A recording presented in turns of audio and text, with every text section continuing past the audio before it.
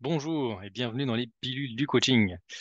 Pour cette pilule numéro 1, aujourd'hui, le sujet c'est le coach professionnel. Qu'est-ce que c'est? Alors, on va tenter d'y répondre. Je vais commencer par le deuxième terme, professionnel. On va garder le meilleur pour la fin, le terme coach, qui peut être un poil plus compliqué à expliquer. Qu'est-ce que ça veut dire un professionnel dans le domaine du coaching? Alors, ça veut dire essentiellement deux choses. La première, c'est que la personne, elle exerce une activité rémunérée. Voilà. C'est simple. En gros, elle génère un revenu à travers son activité, qui peut être à temps partiel ou à temps plein, dans sa société, en tant qu'indépendant ou en tant que salarié. La deuxième chose, c'est que pour être un professionnel, c'est important que la personne soit bien formée, hein. Il existe beaucoup d'écoles différentes. Certains durent une demi-journée, d'autres une année. Il y a différents types d'accréditation, de certification, que ce soit au niveau continental, international. Je reviendrai là-dessus dans une prochaine pilule sur comment choisir son coach et quels sont les pièges à éviter. Euh, voilà, deux éléments importants, une activité rémunérée et une personne formée. Rien de nouveau jusque-là. Le coach, qu'est-ce que c'est? Alors, on va tenter d'illustrer ça par une métaphore, tout simplement parce que souvent on confond le rôle de coach avec le job de consultant ou de mentor. D'accord? Chose que le coach n'est pas. Alors, pour cela, prenons l'exemple, vous vivez dans un pays proche de la mer, vous devez nourrir votre famille ce soir, et puis vous allez au port chercher du poisson à acheter. Vous avez trois personnes différentes devant vous.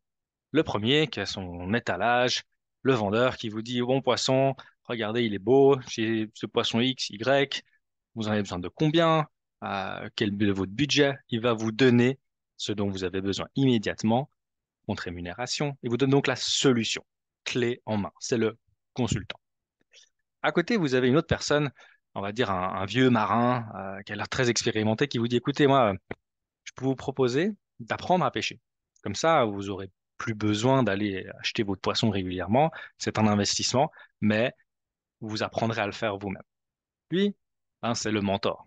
D'accord? Il va vous apprendre à faire les choses pour que vous puissiez les faire. Et c'est une personne généralement plus expérimentée dans le même métier.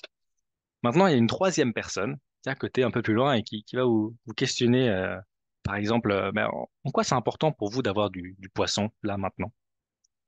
Parce que peut-être que vous prenez du poisson parce qu'on vous a demandé de le faire, donc un devoir moral, un devoir contractuel.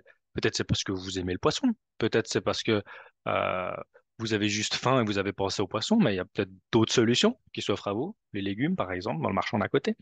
Ou peut-être que le poisson, c'est quelque chose qui signifie euh, quelque chose de très important pour vous dans votre vie, pour une quelconque raison. Donc, il va vous questionner vraiment sur finalement quelle est votre situation et qu'est-ce que vous voulez concrètement. Donc, quel est votre objectif finalement en venant là. Et pour ça, il va stimuler donc vos ressources, qu'elles soient internes ou externes, euh, voir quels sont les obstacles devant vous pour les contourner ou apprendre à mieux les confronter. Et puis, quelle est votre motivation derrière. D'accord? Tout ça dans le but de vous amener à l'action. D'accord? Donc, à adopter un comportement différent de celui que vous avez aujourd'hui pour atteindre votre objectif. Mais un comportement que vous aurez décidé, qui vous convient à vous, par rapport à votre objectif qui vous convient à vous. Voilà. Lui, vous aurez compris, c'est le coach. D'accord? Euh, donc, je pense que s'il y a effectivement une image à retenir, c'est ce schéma-là. Voilà. Vous me direz, ça fait un peu psy quand même, hein. Oui, c'est vrai, il y a des rapprochements avec les métiers dans la psychologie, mais c'est vrai que les psychologues ou par psychothérapie ou psychanalyse, ils ont pour vocation de guérir des maladies psychiques, chose que le coaching ne fait pas. D'accord? Euh, En psychologie, vous allez plutôt aller chercher le passé. Quelles sont les sources du problème? D'accord?